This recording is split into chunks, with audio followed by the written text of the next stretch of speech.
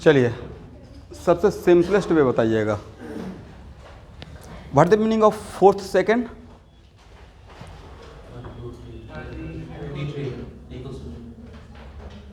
Fourth second कहाँ से start होता है? तभी एक क्वेश्चन आपसे बनेगा।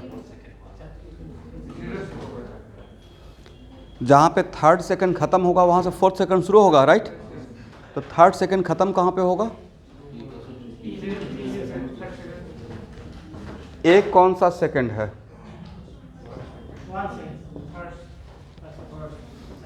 First second, right? और जहाँ पे ए आपका फर्स्ट सेकेंड खत्म हो गया, मतलब t इक्वल टू 0 से t इक्वल टू 1 सेकेंड को हम बोलते हैं first second, first hour, right? वैसे ही सेकेंड सेकेंड कहाँ से स्टार्ट होगा? इस इंटरवल को क्या बोलेंगे? इसको कौन सा बोलिएगा? Third second. तो एक इसमें लैंग्वेज रहेगा, find out the displacement between 0 to 3 second. Third नहीं, 0 to 3 सेकेंड, मतलब total time interval is 3 second. और एक रहेगा कि find out the displacement in fourth second. इसका मतलब फोर्थ सेकेंड का मतलब है कि टाइम इंटरवल 1 सेकेंड ही है। क्या है वो? फोर्थ सेकेंड वाला सिर्फ मुझे चाहिए, करेक्ट है? तो from my point of view इसमें जो मैं इसको सॉल्व करता हूँ, इसका ऐसे रेडीमेड फार्मूला भी कहीं कहीं पे देखने को मिलता है। तो मुझे लगता है कि फोर्थ सेकेंड यहाँ से यहाँ के बीच में फोर्थ सेकेंड रहेगा, राइट? तो मैं जनरली क्या करता हूँ कि इस ए डिस्प्लेसमेंट निकालता हूँ, डेल्टा एक्स 0 से 4 तक, करेक्ट? अब फिर मैं निकालता हूँ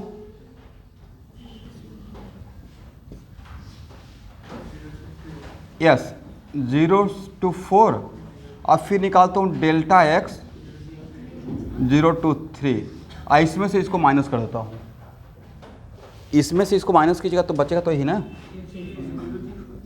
करेक्ट? और अगर ये नहीं करेंगे तो फिर आपको करना क्या पड़ेगा कि आपको फिर यहाँ का पोजीशन वेक्टर और यहाँ का वेलोसिटी निकालना पड़ेगा, यहाँ का पोजीशन और यहाँ का, और उस यहाँ के वेलोसिटी को फिर ux मानना पड़ेगा और यहाँ के पोजीशन को x0 मानना पड़ेगा। तो फिर से डबल काम करना पड़ा। इससे बेटर है कि इसमें से इसको माइनस कर देंगे तो मुझे इसका डिस्प्लेसमेंट मिल जाएगा, करेक्ट है? तो मान लेते हैं कि अगर आपसे पूछा गया है nth सेकेंड में डिस्प्लेसमेंट, तो nth सेकेंड कहाँ से स्टार्ट होता है? जैसे फोर्थ सेकेंड कहाँ से स्टार्ट हुआ? t इक्वल टू 3 से, और t इक्वल टू 4 तक को इंटरवल को हम लोग क्या बोल रहे हैं? This interval is called what? Fourth second. इसका मतलब 3 से लेकर 4 के बीच का इंटरवल। वैसे ही nth सेकेंड स्टार्ट कहाँ से होगा? n-1 second to what? n second. इस इंटरवल को हम लोग क्या बोलेंगे? करेक्ट है ना? इसके बीच का इंटरवल को बोलेंगे nth सेकेंड, ठीक है? तो चलिए डेल्टा एक्स 0 to n तक पहले निकालते हैं स्टूडेंट। क्या लिखिएगा? ux t plus half x t square u, और t के बदले n पुट कर देंगे 0 से n के लिए, तो total time interval equal to what? n plus half a n square. ये हुआ 0 to n, और डेल्टा एक्स 0 to n-1 तक के लिए क्या लिखिएगा? तो ux यहाँ पे t के बदले क्या n-1 पुट कर दें? अब t के बदले क्या रहेगा? n रहेगा या n-1 रहेगा? n-1 अब प्लस हाफ a n-1 का होल स्क्वायर। और सेकेंड में से फर्स्ट को माइनस कीजिए तो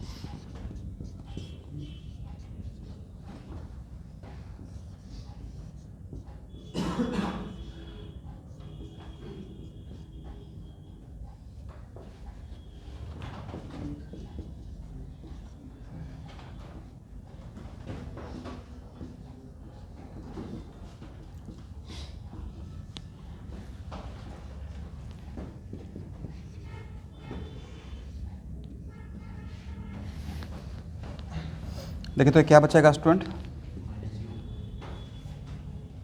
यू बचेगा ना, you plus half 2n-1 correct है ना?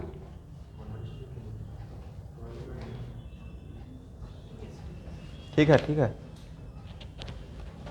अब इसी को कहीं पे रेडीमेड फार्मूला बनाया हुआ रहता है nth सेकंड के लिए, बट ये फार्मूला ठीक है। अभी हम लोग फार्मूला तो रट लिए, बट फार्मूला से ये आप इस फार्मूला पे आपका अब ज़्यादा कॉन्फिडेंस रहेगा।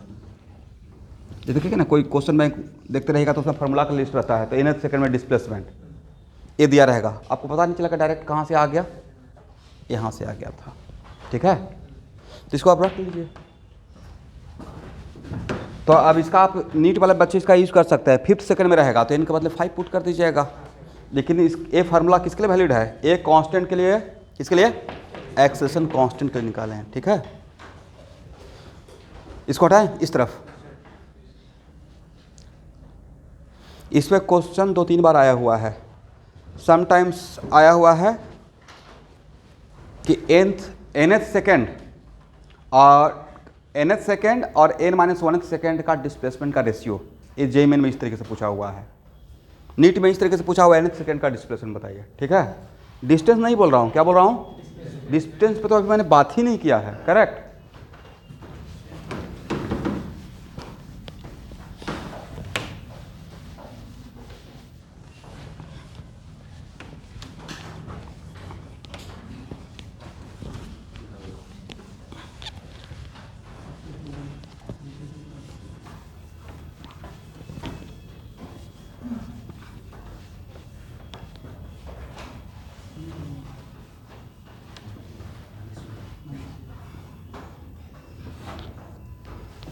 अच्छा स्टूडेंट, दो पार्टिकल को मीट करने का क्राइटेरिया क्या हो सकता है? What the condition for meeting of two particle?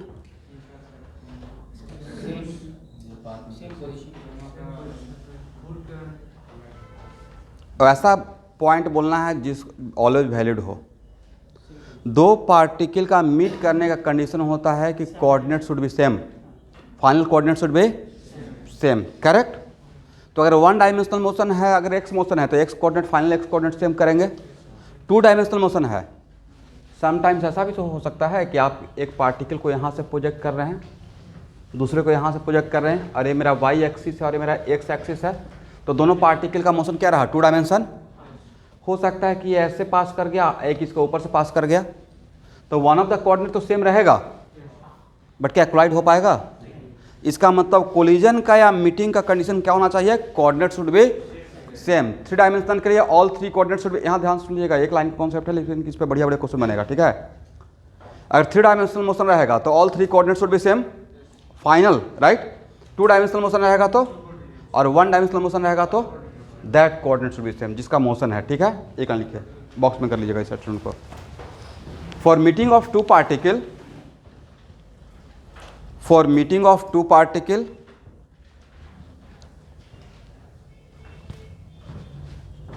final coordinate should be same, final coordinate should be same।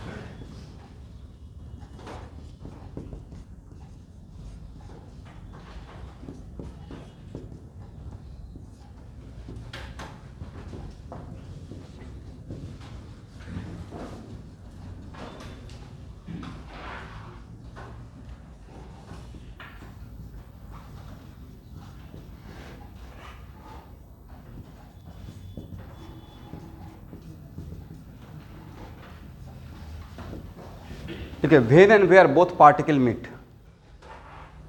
when and where both particle meet,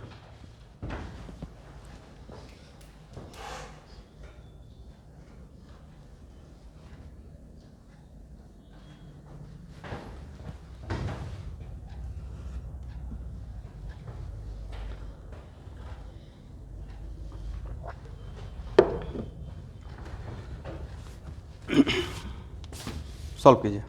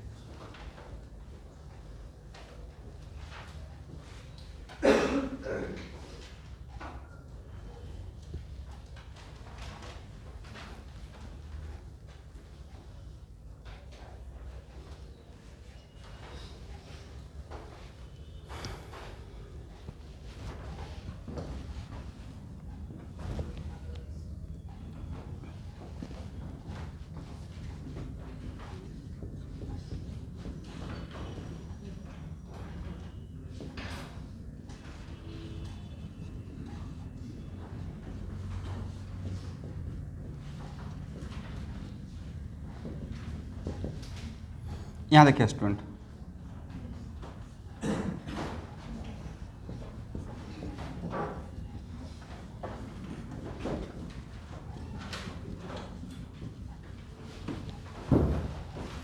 मतलब t इक्वल टू 0 का, दोनों का t इक्वल टू 0 का condition दिया हुआ था, right.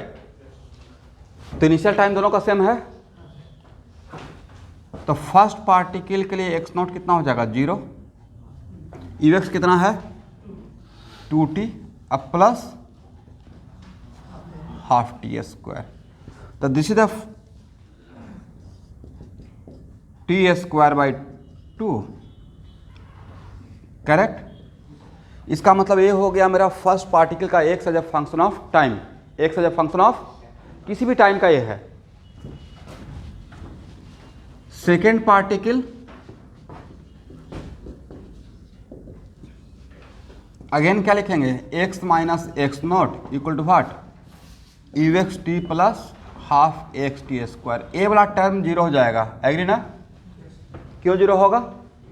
इसका you x zero दिए हुए हैं, एक और एक्स नॉट कितना है इसका 10 इक्वल टू टी स्क्वायर, तो एक्स इक्वल टू क्या हो गया टी स्क्वायर प्लस 10, ठीक है ना? चलिए अब दोनों पार्टिकल का मिलने का कंडीशन क्या है कि इसका एक्स इक्वल होना पड़ेगा। देखिए for meeting of two particle,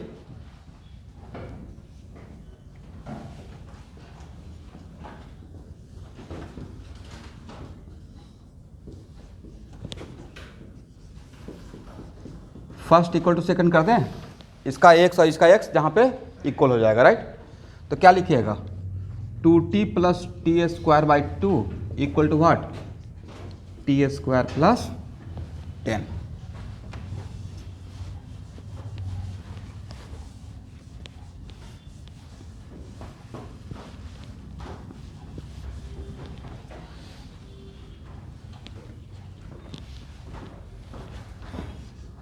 तो T square by 2 minus 2t और प्लस 10 इक्वल टू 0, मतलब टी स्क्वायर माइनस 4t और plus 20 equal to 0।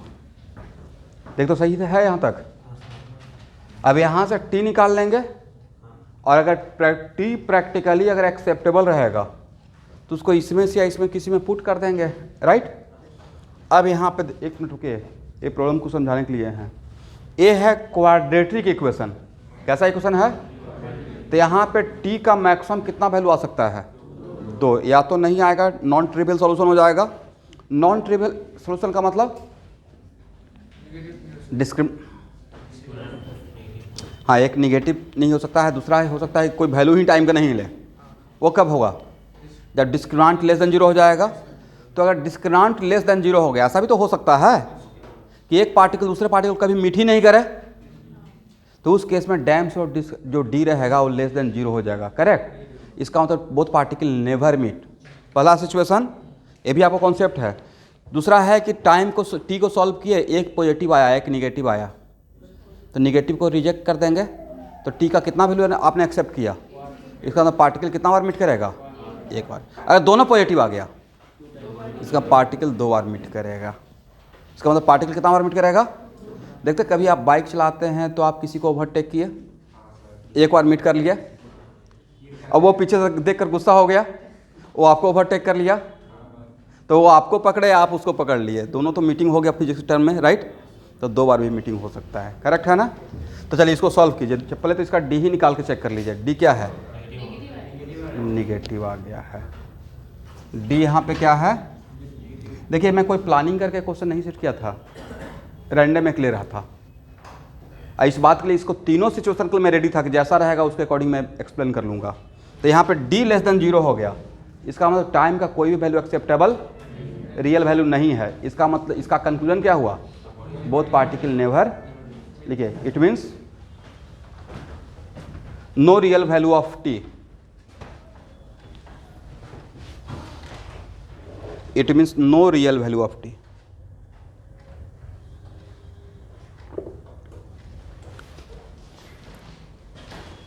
Conclusion is that both particle never meet.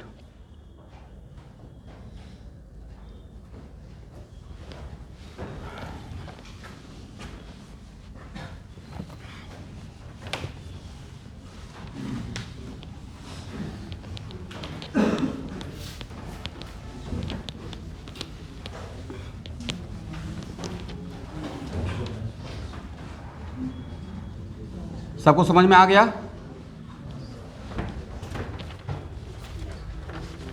बात सिर्फ मत कीजिएगा।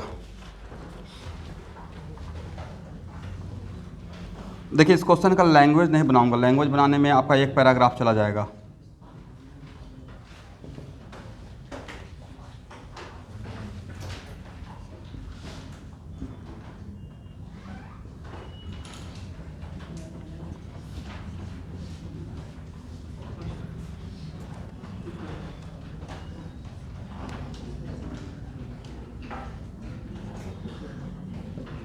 प्लीज़ बात मत कीजिए।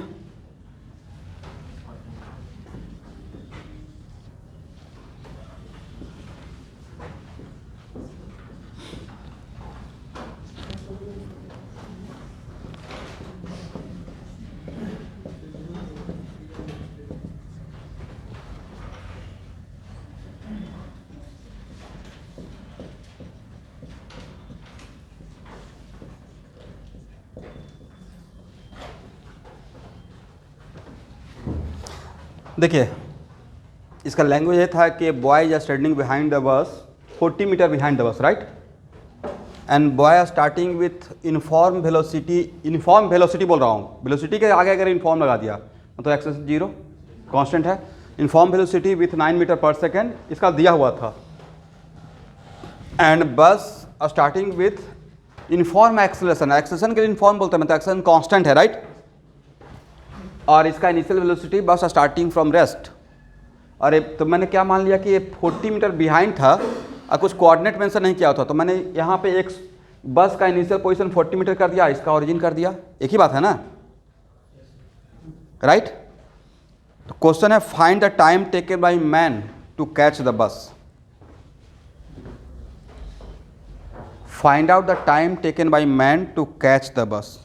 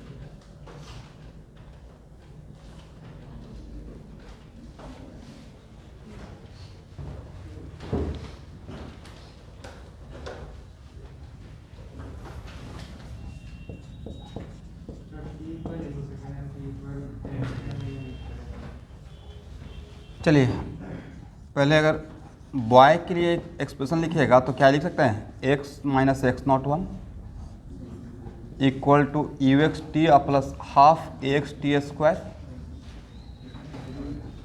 यहाँ देखिए बॉय के लिए ए टर्म तो 0 हो जाएगा क्योंकि बॉय का एक्सेशन क्या है 0, यूनिफॉर्म वेलोसिटी, और एक्स नॉट 1 भी हम लोग क्या मान लिए हैं 0, तो x इक्वल टू क्या हो गया स्टूडेंट 90। और अगर बस के लिए लिखेंगे तो क्या लिखेंगे everyone, x minus x not 2 equal to what u x t plus half a x t square, a term 0 ना, तो x माइनस 40 इक्वल टू कितना t square by 2, t square by 2 imply x equal to कितना 40 plus t square by 2। अब दोनों का meet करने का criteria क्या रहेगा, फर्स्ट इक्वल टू सेकेंड, तो फर्स्ट इक्वल टू सेकेंड कीजिए।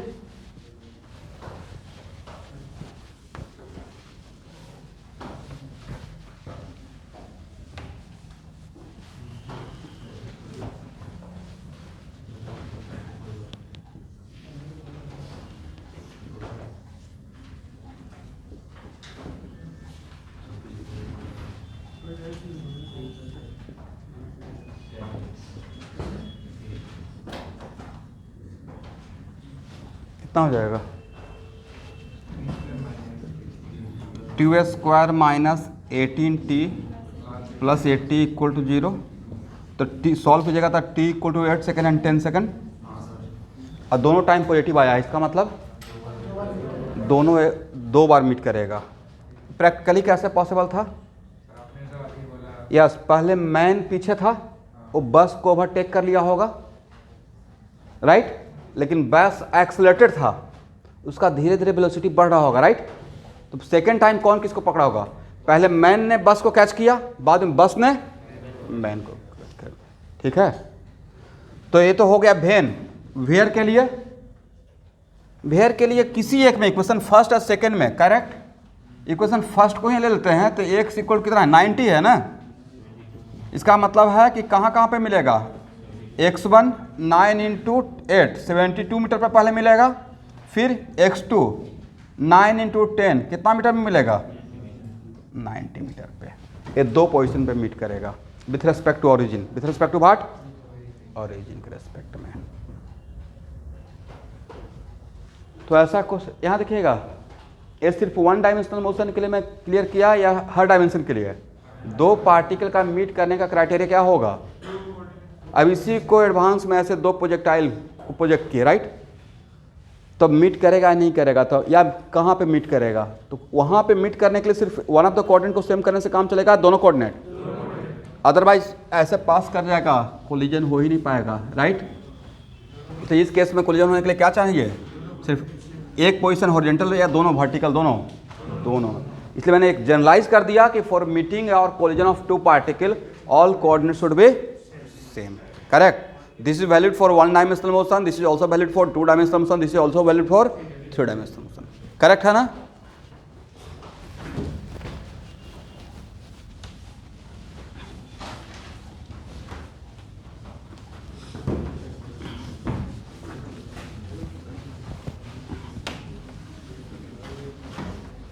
चलिए एक और क्वेश्चन लिखिए तो। ए particle moving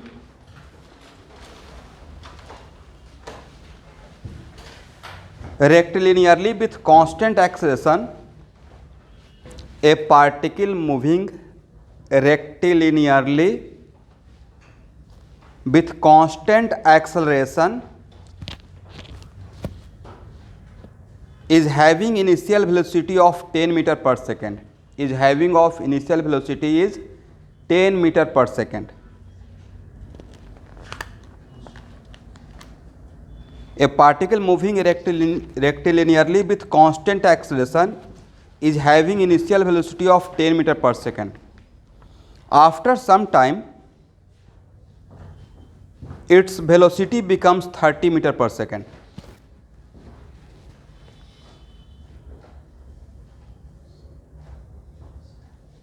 After some time, its velocity becomes 30 meter per second.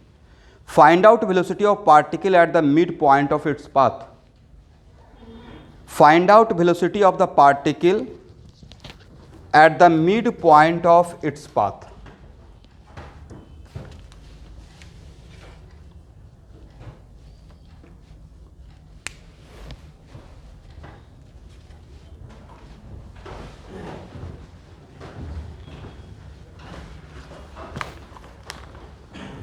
Solve कीजिए, ट्राई कीजिए, फिर मैं सॉल्व करूँगा।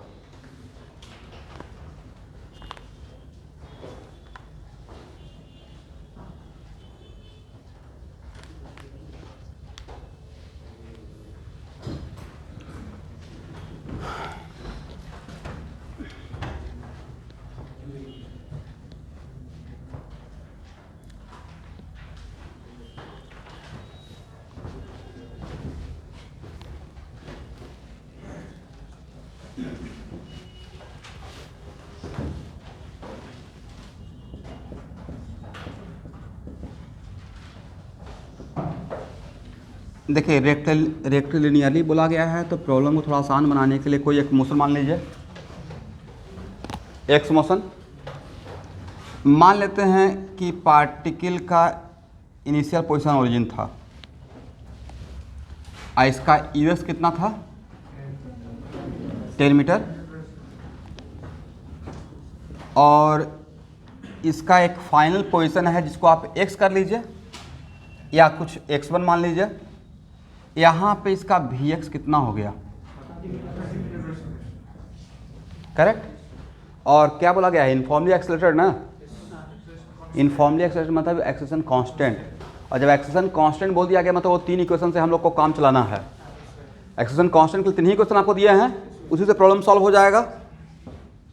तो आपको निकालना है कि x1/2 पे इसका vx डैश क्या रहेगा, बिल्कुल जितना यहाँ से यहाँ के बीचों बीच मिड पॉइंट पे, राइट, ये निकालना है। This is the question. क्या आप लोग ट्राई कर पाएंगे, कोशिश कीजिए।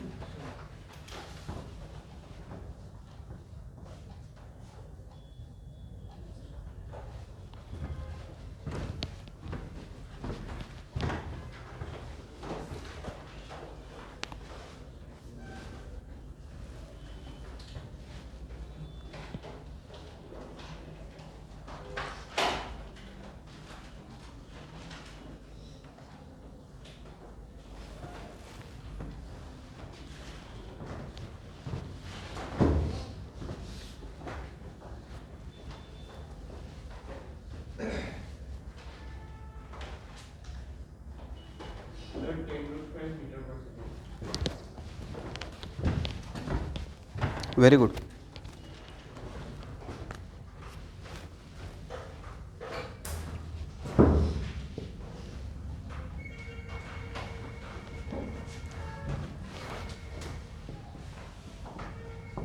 देखिए स्टूडेंट, पहले ए से बी के बीच में बात कर सकते हैं ऐसे, vx² equal to ux² plus 2ax x1 minus 0, हाँ या ना। और a वैल्यू तो पता है, a भी वैल्यू पता है, करेक्ट। तो क्या इसको लिख सकते हैं, 30 का स्क्वायर कितना हो जाएगा, 900 ना, माइनस 100, इसको इस तरफ ले आए, 2ax x1। मुझे तो ना ही ax निकालना है ना ही x1 निकालना है। अब यहाँ पे फिर a से c के बीच में बात करेंगे। अगर a टू c के बीच में बात की जाएगा तो क्या लिख सकते हैं, vx dash square equal to ux square plus 2ax x1/2 minus 0, है ना, डेल्टा x। तो vx dash square minus ux square equal to 2ax x1/2, बोलिए हाँ। और यहाँ से क्या 2ax x1 का वैल्यू पुट कर दें 800। आपको तो vx डैश निकालने से मतलब है, तो इसका वैल्यू कितना है यहाँ पे 800 है। या तो इसको डिवाइड कर देते हैं यहाँ पे आकर फर्स्ट और सेकंड को, तो फर्स्ट और सेकंड को एक ही बात है ना, डिवाइड कर दे या इसका वैल्यू यहाँ पुट कर दें, बात तो एक है। तो इसका वैल्यू मैंने कितना पुट कर दिया 800, और डिवाइड बाई 2 कितना हो जाएगा 400, करेक्ट है ना। तो सिर्फ अननोन क्या बच जाएगा, अननोन बच जाएगा v डैश, ठीक है। तो यहाँ पे vx डैश का square minus ux square equal to 800/2, then vx dash square equal to कितना हो जाएगा 400 प्लस 100, इस तरफ चला जाएगा। Then vx dash equal to कितना हो जाएगा 500 प्लस माइनस, यहाँ पे प्लस वाला वैल्यू सिलेक्ट करेंगे क्योंकि ये इसके अलॉन्ग जा रहा है, ठीक है। कांस्टेंट एक्सेलेरेशन है, एक्सेलेरेशन कांस्टेंट है, और अकॉर्डिंग टू क्वेश्चन यहाँ इसका पॉजिटिव वैल्यू लेंगे 10√5 मीटर पर सेकेंड, ठीक है ना।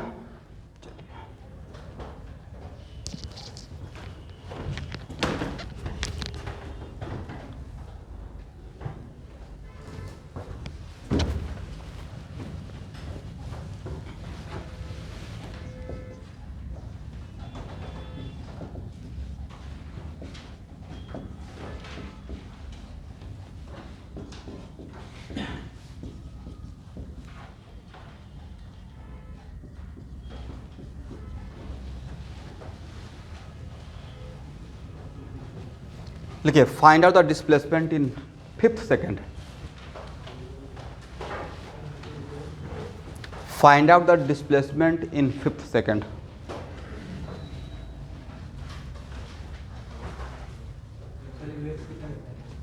ईवेक से 20 metre per second. Hello everyone, online student सुन पा रहे हैं?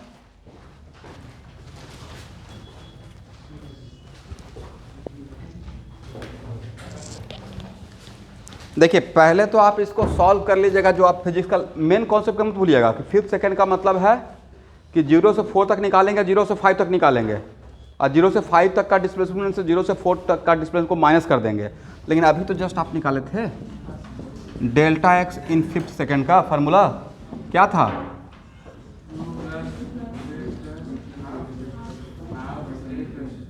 हाफ ए 2n-1। डायरेक्ट पुट कर दीजिए। जस्ट फार्मूला को याद करने के लिए मैं क्वेश्चन ले लिया। 20 प्लस हाफ एक्स कितना पुट करें? यस, विथ प्रॉपर साइन -2, और यहाँ पे कितना हो जाएगा? 2n, मतलब 10-1 कितना? 10-1। तो 2 से 2 कैंसिल हो गया, 20 -9, हाउ मच? 11 मीटर। तो बहुत आसान हो गया। तो फार्मूला भी याद रख लीजिएगा, इसी को रेडीमेड फार्मूला बना लीजिए।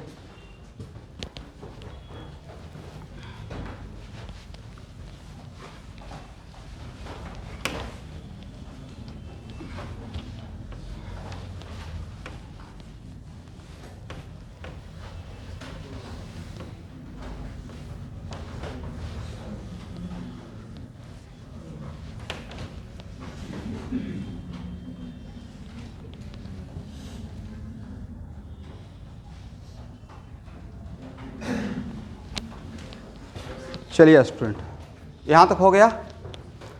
अब खास करके मेडिकल वाले, नीट वाले स्टूडेंट सुनेंगे। Positive plus positive plus positive equal to what? Positive ही रहेगा ना। तो अगर पॉजिटिव क्वांटिटी को जोड़ेंगे तो निगेटिव मिलेगा या पॉजिटिव मिलेगा?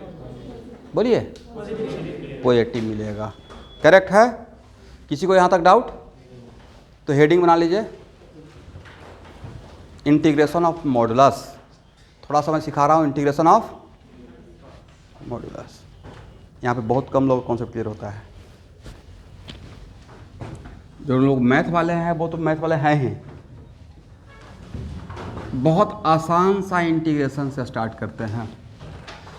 यहाँ देखिएगा रागिनी मिश्रा, मान लेते हैं कि आपको इसका इंटीग्रेशन करने के लिए दिया जाए, modulus of x. We are integrating modulus of x with, लेकिन अभी तक कोई मैंने फार्मूला या इंटीग्रेशन में कोई फार्मूला है जो कि मॉडुलस को रखते हुए इंटीग्रेशन आपने सीखा है? मुझे तो नहीं मिला है। इसका मतलब है कि इंटीग्रेशन करने के लिए मॉडुलस को हटाना पड़ेगा विदाउट रिमूविंग द, या ऐसे ही x²/2 नहीं कर सकते हैं। वो जो फार्मूला पढ़े हैं उसे मॉडुलस नहीं लगा हुआ था। करेक्ट? विदाउट मॉडुलस आपने फार्मूला पढ़ा है, ठीक है ना? मतलब मॉडुलस हटाना पड़ेगा आपको। लेकिन मान लेते हैं कि मैंने आपको दिया, अरे ये पता है कि ये पॉजिटिव क्वांटिटी, तो पॉजिटिव क्वांटिटी को जोड़ रहे हैं तो मुझे पॉजिटिव ही मिलना है। -1 से 2 तक, कहाँ से कहाँ तक? तो -1 से 2 तक मतलब आप किधर मूव कर रहे हैं? देखिए, मैथ बहुत कमाल का चीज़ है। और कुछ कुछ अगर बातें मैं शेयर करता हूँ तो लगता है अच्छा सर ऐसे ही बोल रहे हैं। एक्चुअल में सीखने के टाइम पे बहुत पेशेंस रख के लोगों को सिखाया जाता है, और उसमें टाइम का बाउंड्री नहीं रहता है। मतलब हम लोग HCV फॉलो करते हैं, बट मेरे गुरुदेव अख्तर सर हैं, वो हम लोग को 2 मंथ मैथ पढ़ाया पहले। हालांकि मुझे मैथ कम ही पढ़ाए ऐसे, अदरवाइज उनका जनरल ट्रेंड था कि 3 मंथ मैथ पढ़ाते थे, तब फिजिक्स स्टार्ट करते थे। और जितना कैलकुलस का जो आप मैथ का सर हैं ना, जिनसे आप मैथ एक सर से पढ़ रहे हैं, उनसे भी पूछिएगा,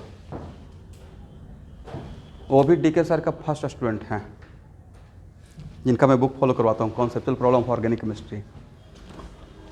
तो जितना मैं कैलकुलस किसी और टीचर का से अगर फॉल सीखा होगा, उससे ज़्यादा कैलकुलस मैं सीखा हूँ, खासकर कैलकुलस और प्रोबेबिलिटी अख्तर सर से।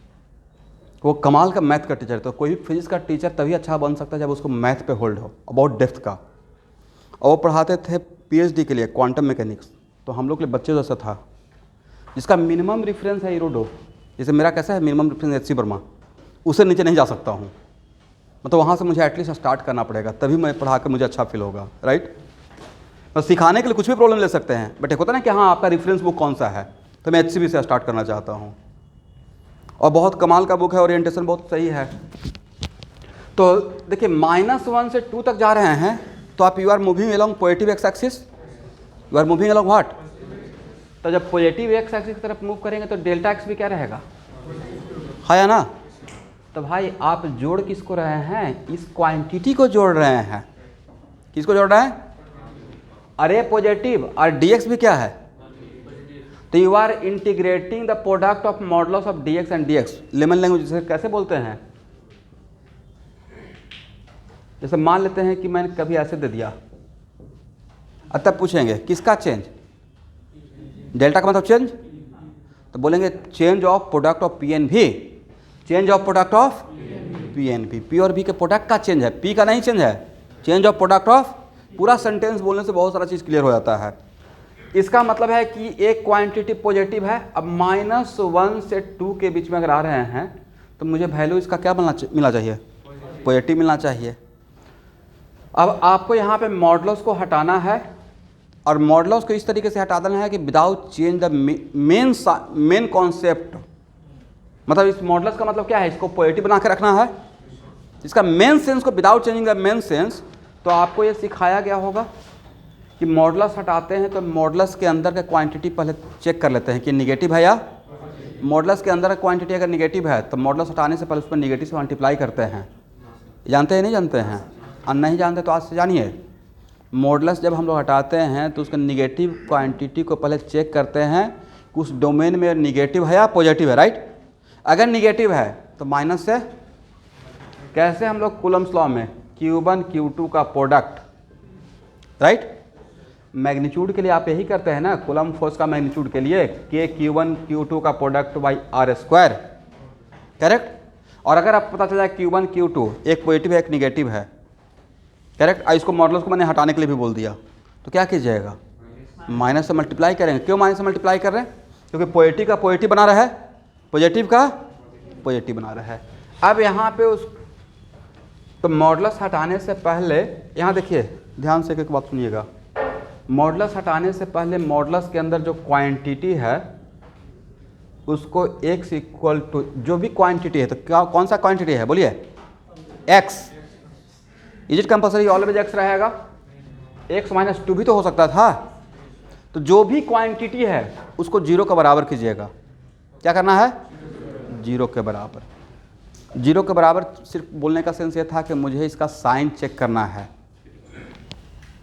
इस टाइप का पढ़े है ना साइन, यहाँ से यहाँ तक पॉजिटिव, यहाँ से यहाँ तक negative, right, baby curve quantity के क्वेश्चन में।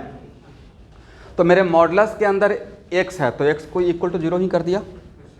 अब बताइए, अब यहाँ पे इसका इस यहाँ पे इस जोन में मॉडुलस के अंदर का क्वांटिटी पॉजिटिव या निगेटिव, पॉजिटिव निगेटिव, -1 से 0 के बीच में आपका ऐसे मान लीजिएगा ना, y इक्वल टू एक्स कोई फंक्शन है, राइट।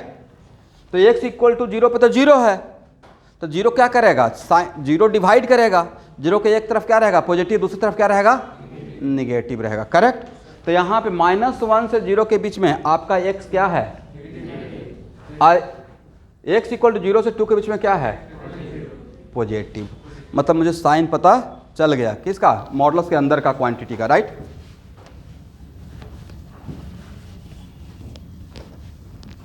तो जहाँ it is very important to note that जहाँ पे भी आपने मॉडुलस के अंदर के क्वांटिटी को 0 किए हैं, वहाँ से वहाँ के बीच में लिमिट ब्रेक करना है। तब मॉडुलस का अंदर क्वांटिटी कितना पॉइंट पे 0 हुआ है, x ही तो था, क्या था। समटाइम्स ऐसा भी हो सकता है x² - 4 मॉडुलस के अंदर, राइट। तब इसको 0 करते तो क्या मिलता, तो x इक्वल टू +-2। तब मुझे लिमिट कितना जगह ब्रेक करना पड़ता, 2 जगह पे। अभी यहाँ पे कितना जगह पे ब्रेक करना पड़ेगा, तो -1 से 2 के बीच में जो भी आपको मिला है, ध्यान सुनिएगा, जो भी आपको मिला है, जो आपने 0 किया है और जो आपका लिमिट है, ये वैल्यू क्या इस लिमिट के बाहर था या इस लिमिट के अंदर है? तो लिमिट के अगर अंदर है तो लिमिट को ब्रेक करना है इंटीग्रेशन करने से पहले। तो मैंने -1 से 0 लूँगा और फिर कहाँ से कहाँ तक?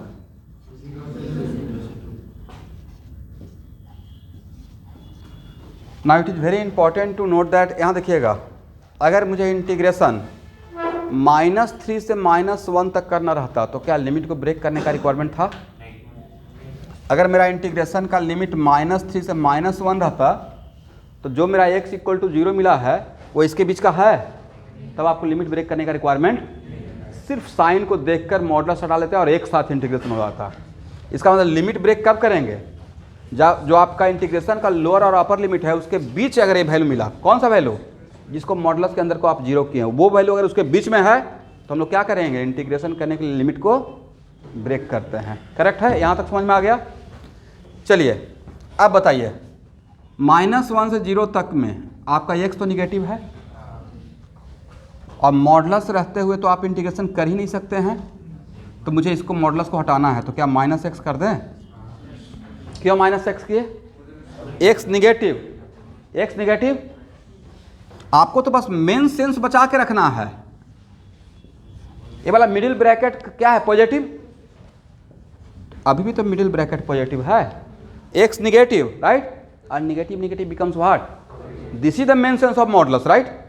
कि without changing the sense of modulus, बस मुझे मॉडुलस को हटा देना था। करेक्ट? dx। और 0 से 2 के बीच में पॉजिटिव है, तो अगर मॉडुलस हटाते हैं तो कोई साइन से मल्टीप्लाई करने का रिक्वायरमेंट है? नहीं है, सिंपली x dx। तो इसका इंटीग्रेशन कितना हो जाएगा भाई? -x²/2। कहाँ से कहाँ तक? इसका क्या हो जाएगा? 2। कहाँ से कहाँ तक? और जो वैल्यू आएगा, ये वैल्यू भी ध्यान से देखिएगा, ये पॉजिटिव वैल्यू भी रहेगा, क्योंकि आप पॉजिटिव चीज़ों को जोड़ रहे हैं। एक बार लिमिट पुट करके देख लीजिए, ठीक है? यहाँ तक आइए,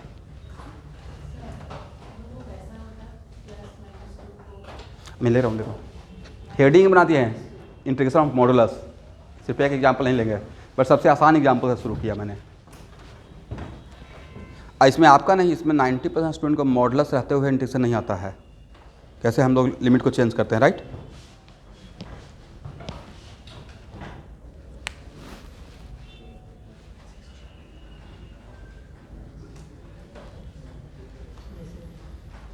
लिमिट तो आप पुट कर लेंगे ना, हो जाएगा। इसको हटाएं,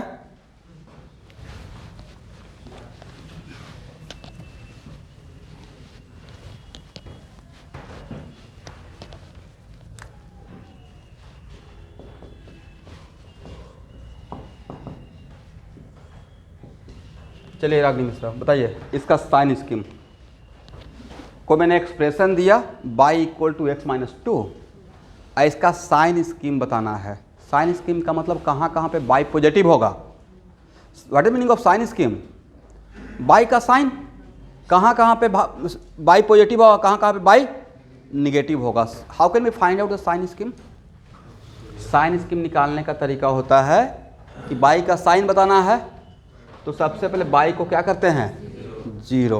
पहला स्टेप समझ में आ गया। और y का वैल्यू कितना था? तो x-2 = व्हाट? तो x = व्हाट? तो x का कितना पॉइंट मिला? x का कितना वैल्यू मिला? इसी को हम लोग क्रिटिकल वैल्यू बोलते हैं, राइट? साइन बेबी कर्व में क्या बोलते हैं? Critical value. तो आपको x का एक ही वैल्यू मिला, तो पूरे x एक्सिस को कितना पार्ट में डिवाइड कर दिया गया? 2 पार्ट में। एक x = 2 से पहले का पार्ट -∞ से 2, और दूसरा।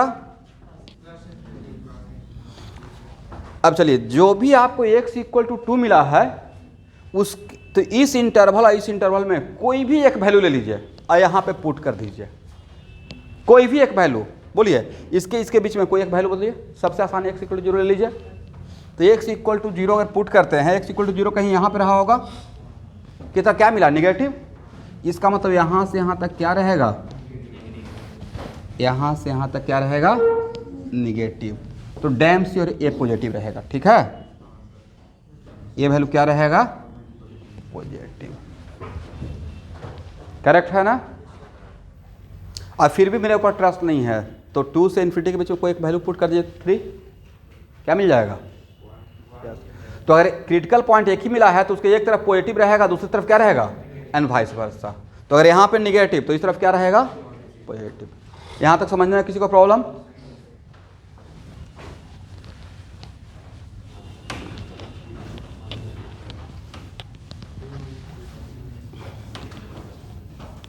तो आपको नहीं लगता कि सबसे पहले आपको साइन स्कीम जानना चाहिए?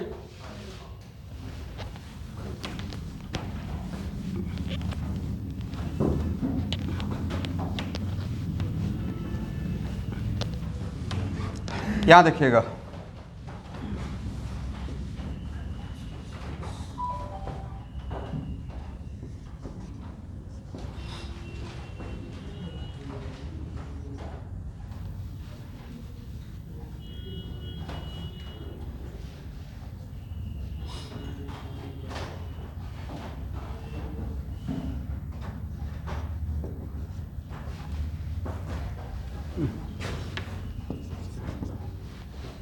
X square minus 6x plus 8, ये है एक्सप्रेशन, क्वाड्रेटिक एक्सप्रेशन। इसका साइन स्कीम बताना है। किसका? बाई का। किसका साइन स्कीम बताना है? इसको सॉल्व। तो साइन स्कीम बताने के लिए सबसे पहले आप क्या करेंगे? ए नेक्स्ट एग्जाम्पल, तो इसको 0 करते हैं तो x square minus 6x plus 8 equal to क्या हो जाएगा? 0। यहाँ से क्या वैल्यू होगा स्टूडेंट? क्या इसको ऐसे तोड़ सकते हैं? यहाँ तक सही है? x minus 4 and to what?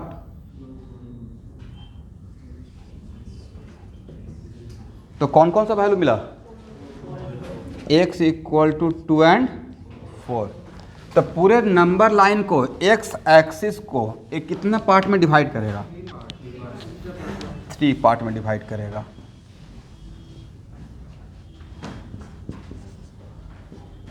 एक x इक्वल टू 2 है और एक x इक्वल टू 4 है और एक a है।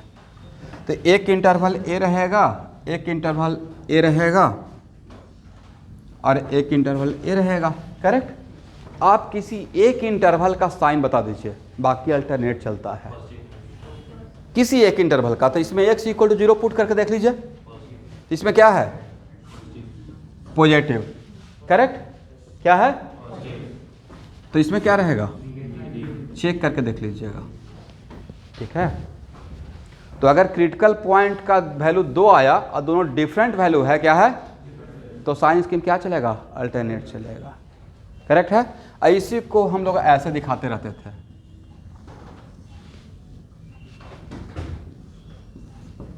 यहाँ पे अगर पॉजिटिव तो यहाँ पे क्या? निगेटिव। यहाँ पे क्या?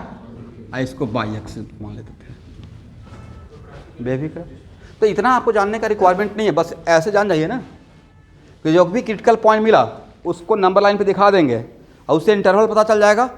और अगर वो दोनों क्रिटिकल पॉइंट डिफरेंट है तो किसी एक इंटरवल का निकाल लेंगे, बाकी अल्टरनेट कर देंगे। ठीक है? मतलब इतना से मेरा काम चल जाएगा। बाकी जानना है तो मैथ वाले सर से कांटेक्ट कीजिएगा। इतना से हो जाएगा। चलिए यहाँ देखिए, यहाँ देखिए, it is very important to note that, यहाँ देखिएगा। अब मुझे ध्यान सुनिएगा, बाई इक्वल टू क्या है? Modulus of x square minus 6x plus 8। इतना टाइप तो आपको आएगा नहीं कभी मेडिकल में, बट फिर भी अब बाई का यहाँ पे मॉडुलस हटाना रहेगा। मतलब मुझे मॉडुलस किसी काम के लिए हटाना है without changing the main sense, तो पहले क्या देखना चाहिए? एक्स का वैल्यू करेंगे। तो क्या इसको ऐसे लिख सकते हैं कि अगर माइनस इन्फिनिटी से मेरा x का वैल्यू अगर माइनस इन्फिनिटी से कहाँ तक? अगर 2 तक है तो y equal to simply x square minus 6x plus 8। ऐसा हम लोग फंक्शन का कैलकुलस में करते हैं, राइट?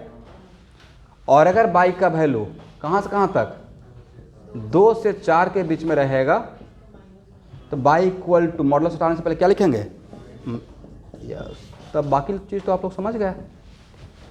तो इस तरीके से हम लोग मॉडुलस को, मतलब मेरा मेन फंक्शन यह है, इसी फंक्शन को टास्क दिया गया कि मॉडुलस हटा के लिखना है। तो मॉडुलस हटा के लिखना है, लेकिन मेन सेंस को चेंज नहीं करना है। मतलब पॉजिटिव है बाई तो ऑलवेज पॉजिटिव बना के रखना है। तो ऐसे करते हैं, ठीक है। चलिए इतना समझ गए, काफ़ी है।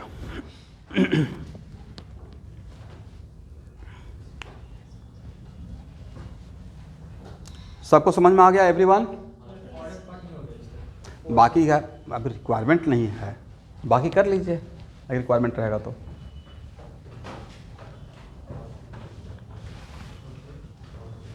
इसको हटाएं।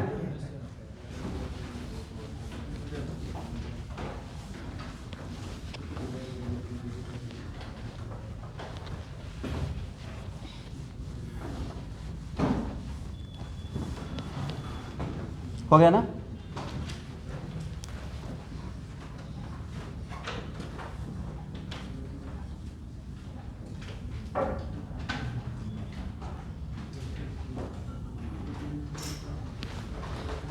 चलिए इतना सिखाने के बाद मुझे इसका इंटीग्रेशन करके बताइए। Integration of modulus of x minus 3, इतना आसान सा इंटीग्रेशन।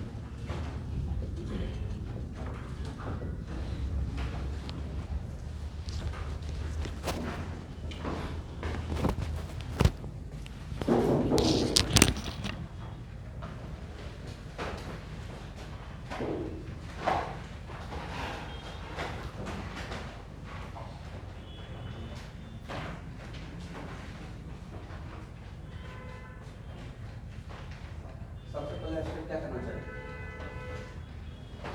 मॉडुलस के अंदर साइंस निकालने के लिए, तो जब तक साइंस नहीं पता नहीं चलेगा तब तक आप लिमिट ब्रेक नहीं कर पाएंगे। x माइनस 3 इक्वल टू क्या कर देंगे?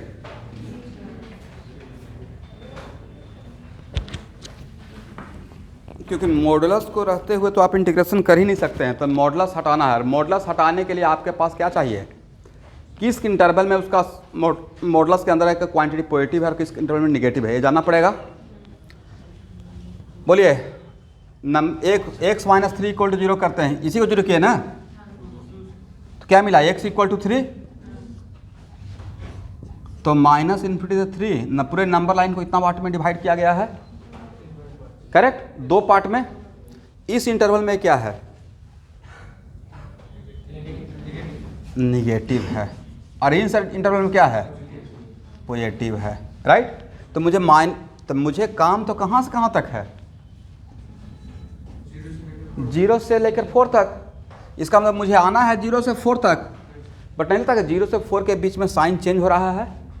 किसका? इसका। दैट्स वाई लिमिट कहाँ पे ब्रेक करना पड़ेगा? डायरेक्ट 0 से 4 करें या पहले 0 से 3 करें? 0 से 3, अब फिर 3 से 4 करेंगे, करेक्ट है ना? लिमिट कहाँ पे ब्रेक होगा? 3 पे होगा, ठीक है। और 0 से 3 के बीच में मॉडुलस हटाना है, तो ऐसे ही विदाउट मल्टीप्लाइंग बाई निगेटिव या निगेटिव से मल्टीप्लाई करना पड़ेगा। मैंने मॉडुलस हटाने से पहले निगेटिव लगाया इसमें, क्यों? क्योंकि सर ये निगेटिव था, क्या था, और मुझे पॉजिटिव बना के रखना है, तो निगेटिव से मल्टीप्लाई कर दिया, करेक्ट। और फिर कहाँ से कहाँ तक? 3 से 4 के बीच में एक क्वांटिटी तो पॉजिटिव है, तो क्या यहाँ पे निगेटिव से मल्टीप्लाई करने का रिक्वायरमेंट है? नहीं है। बाकी इंटीग्रेशन, अब तो इंटीग्रेशन हो जाएगा एवरीवन, इंटीग्रेशन हो जाएगा, ठीक है। तो मुझे बस ये सिखाना था कि how can be integrate with modulus, modulus को रखते हुए कैसे हम लोग इंटीग्रेट। अब मेडिकल वाले बस इतना ही जानिए। अब इसी में अंदर में क्वाड्रेटिक रहता तो इंटरवल 3 इंटरवल मिलता, क्या मिलता? 3 इंटरवल मिलता, या तो नहीं भी मिल सकता था। अगर मॉडुलस के अंदर, अब ये देखिए, एक मैथ वाले बच्चों के लिए सिर्फ बोल देता हूँ, अगर क्वाड्रेटिक रहेगा तो हो सकता है कि इक्वल टू 0 करें, डिस्क्रिमिनेंट लेस देन 0 हो जाए। इसका मतलब कोई वैल्यू, रियल वैल्यू नहीं मिलेगा, पहले ही बात। तो हाँ, तो साइन इसकी बात ही नहीं करेंगे। और अगर ऐसा भी हो सकता है कि सॉल्व किए, क्वाड्रेटिक को सॉल्व किए, दोनों रूट सेम हो गया, तो रूट क्या हो गया? सेम हो गया, तो उसमें क्या करते हैं? ये आप लोग को छोड़ रहा हूँ, शायद उस केस में दोनों इंटरवल का साइन सेम रहता है। एनीवे, उतना भी हम लोग नहीं सोचेंगे, ठीक है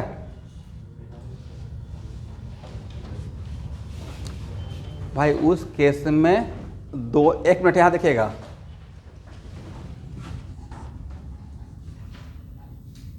एक्स स्क्वायर माइनस 4x या मान लेते हैं 2x अब प्लस 1, आप लोग तो x माइनस 1 का होल स्क्वायर हो जाएगा। तो पूरा जब होल स्क्वायर ही हो गया तो कभी निगेटिव होगा? तो दोनों हर जगह पे क्या रहेगा? पॉजिटिव ही रहेगा। करेक्ट है ना? अब इसमें ज़्यादा बात करेंगे तो प्योर मैथ का क्लास हो जाएगा, जो कि मेरा टारगेट नहीं है।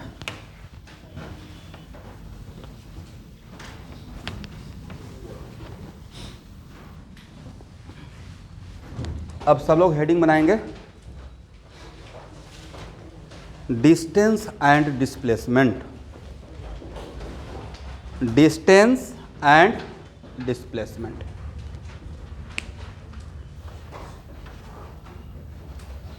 हेडिंग बनाएंगे, डिस्टेंस एंड डिस्प्लेसमेंट।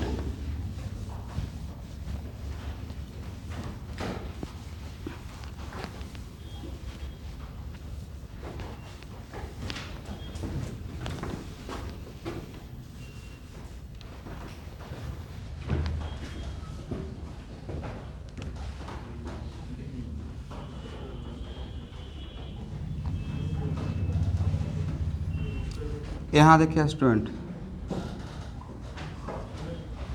यहाँ देखिए, यहाँ देखिए, यहाँ देखिए,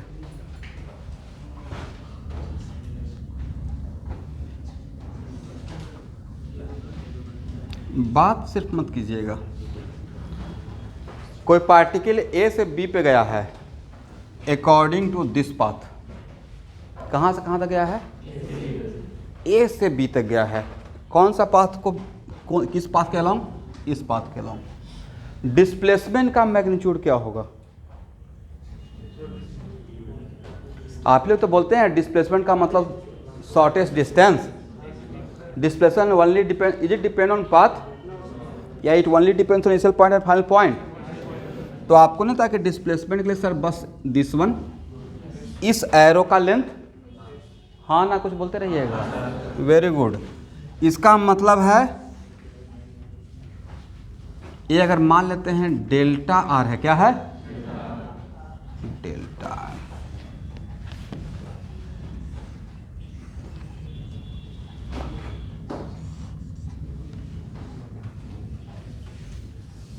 एक कुछ आर ए रहा होगा और ए आर बी रहा होगा और ए क्या रहा होगा? R b minus r a. Displacement always क्या होता है? Final position minus initial position. Correct? तो ए मेरा क्या है? इसका मतलब इसको हटाएं, जस्ट आपको समझाने के लिए ऐसे लिख दिए थे। तो डिस्टेंस का मैग्नीट्यूड के लिए इनिशियल पॉइंट और फाइनल पॉइंट को स्ट्रेट लाइंस के एरो से ऐड कर देंगे और उसका लेंथ बता देंगे। डिस्टेंस मतलब क्या? डिस्प्लेसमेंट का मैग्नीट्यूड मतलब क्या? Length of this arrow. But अब मैं पूछ रहा हूं कि how much distance cover by particle.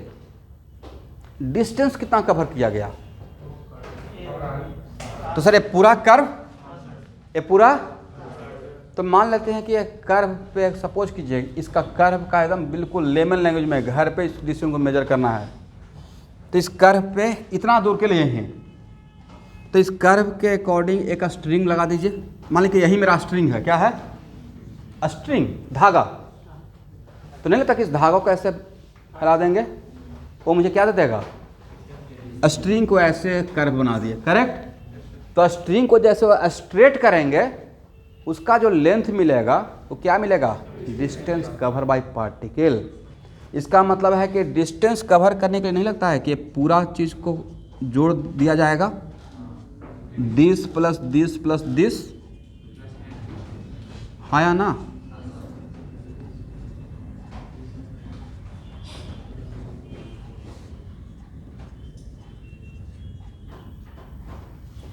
इसका मतलब डिस्टेंस के लिए हम लोग इस लेंथ को जोड़ेंगे, इस पाथ के हर छोटा छोटा एलिमेंट को क्या करेंगे? हर छोटे छोटे एलिमेंट का डिस्टेंस को मेजर करेंगे। राइट?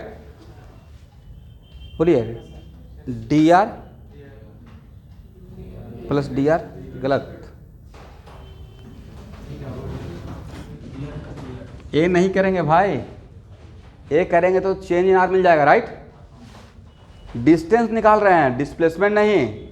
तो डी आर बोले या मॉडुलस ऑफ डी आर? मैंने क्या बोला, छोटा छोटा लेंथ को जोड़ेंगे। क्या जोड़ेंगे? पोजीशन वेक्टर को नहीं, लेंथ को। इसका मतलब मुझे डिस्टेंस निकालने के लिए इसको इंटीग्रेट करने का रिक्वायरमेंट है। डिस्टेंस के लिए किसको इंटीग्रेट करने का रिक्वायरमेंट है? Yes, correct. तो पहले बेसिक डिफरेंस समझिए। ए और ए सेम बात या अलग बात? दोनों में आसमान जमीन का डिफरेंस है। यहाँ पे R1 से R2, करेक्ट। तो ये पूरा अंदर का क्वांटिटी क्या है? डेल्टा आर ना। ये हो गया डिस्प्लेसमेंट का मैग्नीट्यूड। क्या हो गया? डेल्टा। एक इसका मतलब है डेल्टा आर का मॉडुलस है। डी आर को इंटीग्रेट कर रहे हैं, बाद में मॉडुलस लगा रहे हैं। मतलब you are finding just magnitude of displacement, you are finding what? Magnitude of. लेकिन हर डी आर को पहले ही, हर डी आर को आप जोड़ते जा रहे हैं, हर डी आर के लेंथ को। तब आप क्या निकाल रहे हैं? डी आर का लेंथ प्लस डी आर का लेंथ प्लस एक क्या निकल रहा है? अब समझ में आ गया? हाँ या ना?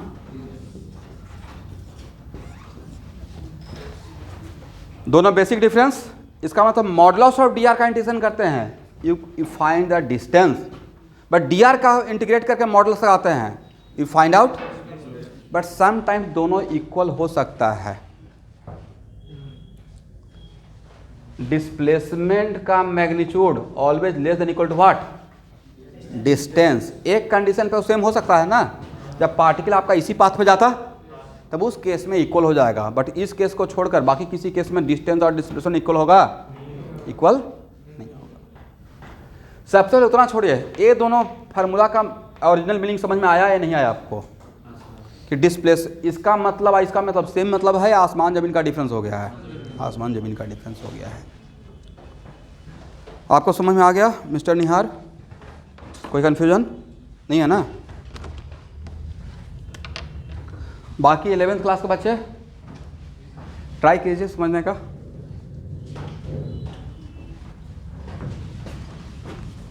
चलिए यहाँ देखिए स्टूडेंट, बड़ा इंटरेस्टिंग है। डी आर का मतलब क्या होता है? एक वेक्टर में पढ़ाए थे। देखिए अभी मेडिकल वाले बच्चे सिर्फ एक माइंडसेट बना के क्लास में बैठिएगा तो उससे मेरा काम चल जाएगा। ये सोचना ही भूल छोड़ दीजिए कि हाँ फिजिक्स टफ है। अरे इस माइंडसेट से बैठिएगा तो अगर किसी चीज़ को अगर मान लिए कि बहुत टफ है तो काम आपको पक्का नहीं होगा। आप ये बोलिए ठीक है फिजिक्स नहीं पढ़े हैं इसलिए आपको नहीं पता है, तो फिजिक्स आसान है अगर सही से समझाया जाए तो।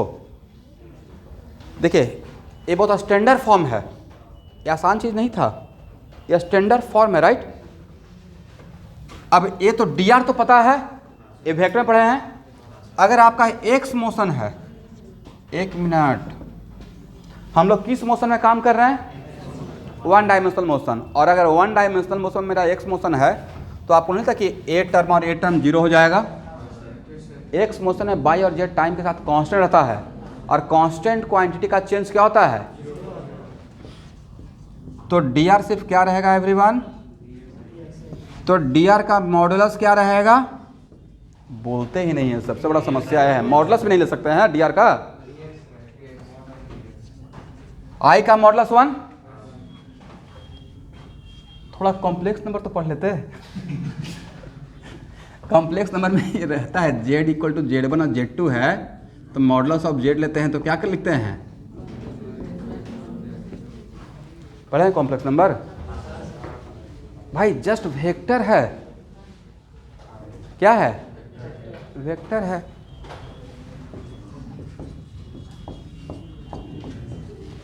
एक किसका इक्वेशन? साहिल और सनी और आपसे भी, और मैथ वाले जितने बच्चे उनसे भी। z minus z not equal to 4, this is equation of what?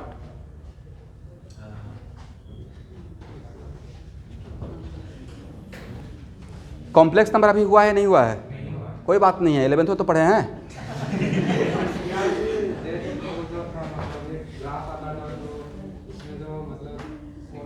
एक कम से कम 10 बार जेई पूछा हुआ है। भाई z क्या है, z कोई x और y है, एक पॉइंट है वेरिएबल पॉइंट, और z0 क्या है, एक फिक्स पॉइंट है।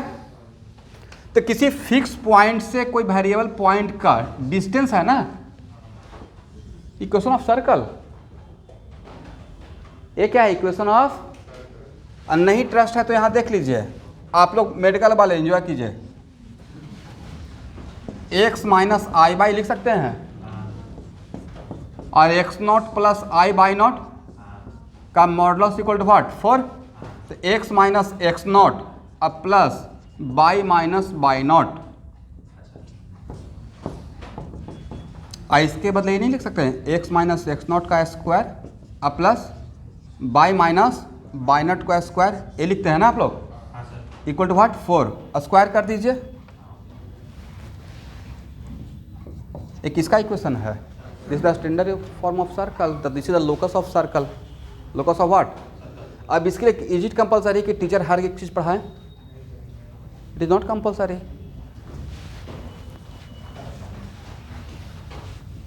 मतलब थोड़ा पेन चलाना पड़ेगा नहीं। चलिए यहां देखिए,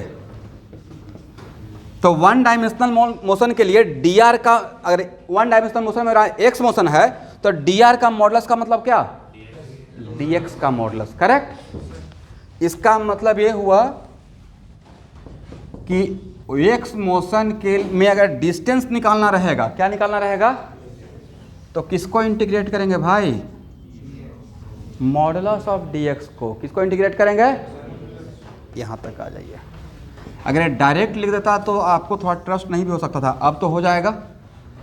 वन डायमेंशनल मोशन के लिए s equal to this one, d r का मॉडुलस के बदले क्या लिख सकते हैं, और अगर डिस्प्लेसमेंट का, वन डायमेंशनल मोशन में डिस्प्लेसमेंट का, तब क्या लेंगे, डी आर के बदले क्या लिखिएगा,